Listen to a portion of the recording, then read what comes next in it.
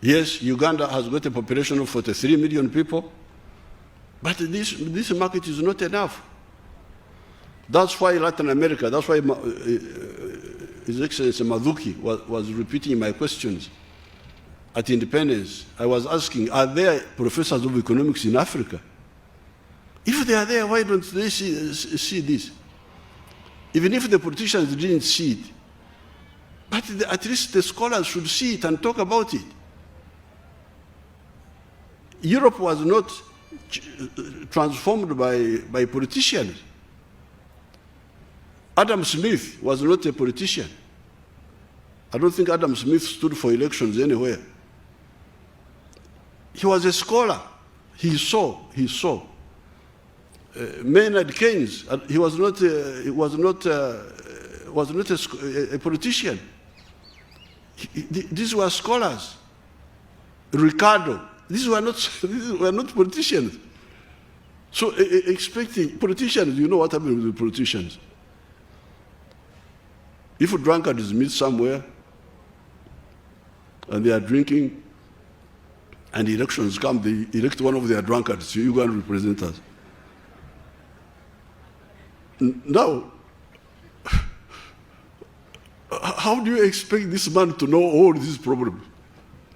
He can go and talk about a few things, but to think that he will automatically have the vision to solve all these historical is not correct.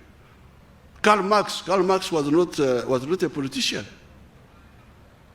These were scholars. So what are the scholars doing? Why don't they see these dangerous trends in society and in the world? So, if the people wake up and start producing and they're educated, you will find that the internal market of Uganda is not enough. 43 million people are not very many to support big production. As I said at independence, this is part of the problem of Latin America. Latin America has got a lot of resources in terms of water, rivers, but they are badly organized economically and politically, and therefore business cannot easily succeed there. That's why they are always in endless trouble. So therefore, for us here, we said now, once you wake up, you will soon discover that the internal market is not enough. Therefore, you will realize that you need the regional and the continental market. Hence, the political integration, economic and political integration. That's why I'm very grateful to the Wazee, Mzee Hassan Mwinyi, Mzee Arap Moi, Mzee Mkapa. Mwalimu was still alive, he was supporting us. When we brought up this idea again, they supported it. And I'm really very grateful to that historical contribution by the elders, and you should always remember this. Then later on, Rwanda and Burundi came in, and South Sudan, DRC has now come in, and Somalia is coming. Somalia is coming. So, this is the logic of integration, economic integration. We are integrating in order to deal with the issue of prosperity. Prosperity through what? Through production of goods and services. Goods and services which need what? Need a market. A bigger market. The bigger, the better. Now, when you are dealing with the integration, you should, I'll come to that at the end. Then the second element you are looking for is strategic security. Well, if Africa works together, there is no security problem we cannot solve.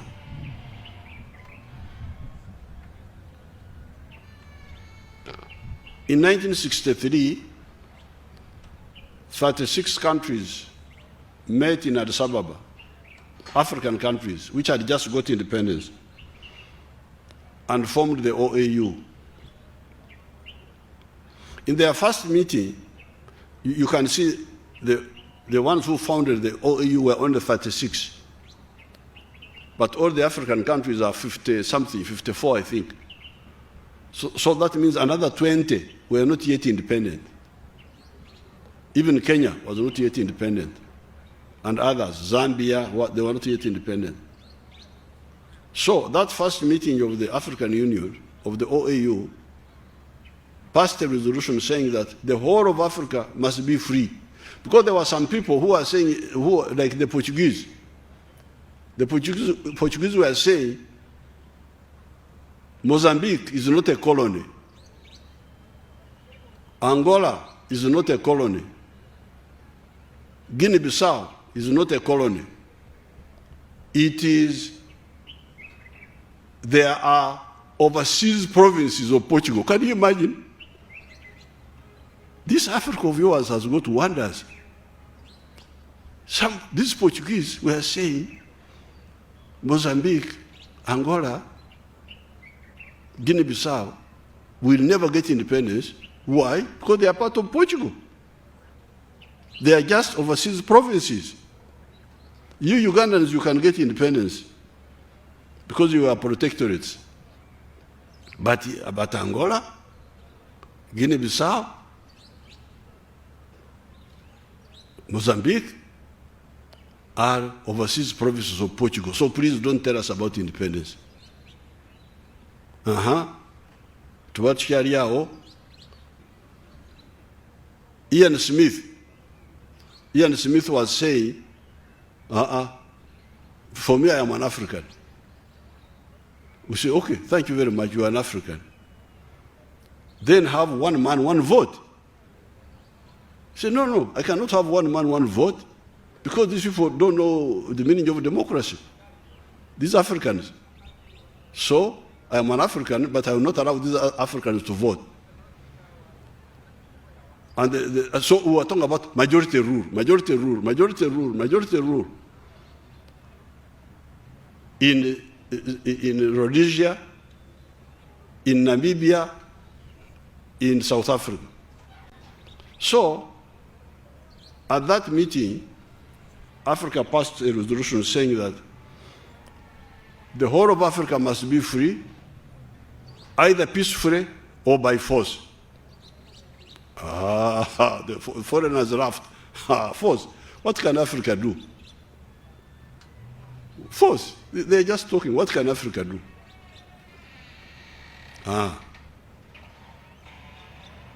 Led by a few of our leaders, Mwalimu Nyerere, Mzee Kaunda, Seretse Khama, working with the freedom fighters from Mozambique, Angola, all those countries, started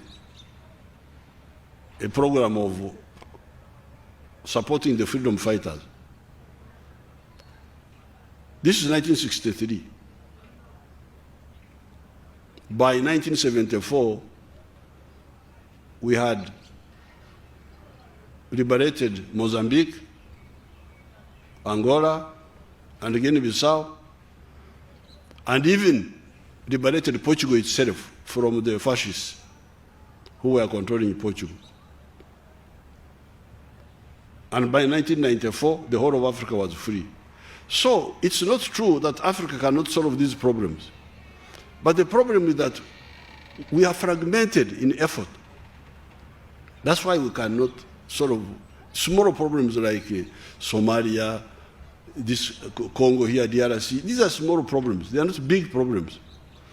But if you don't act together, what is small becomes big. And that's why, therefore, on the number one, on prosperity, you need an integrated approach. Number two, on strategic security, you need an integrated approach. Proof is that when we work together, we were able to solve the problems of the colonialists who are refusing to go away. They were forced to go away by military defeat, not the talks on the table. Idi Amin here, who solved the problem of Idi Amin? It was some coordination among ourselves here. Mwalimu Nyerere with a few others. That's how we solved the problem of Idi Amin. And I can quote so many other problems. Somalia would have been taken over by the Al-Shabaab. But we stopped them. And although we are giving a half dose, it's a half dose there because of some confusion. But at least that problem can be solved completely, very easily. It is just lack of coordination, lack of synchronized thinking. How do you build an army? What sort of army do you build?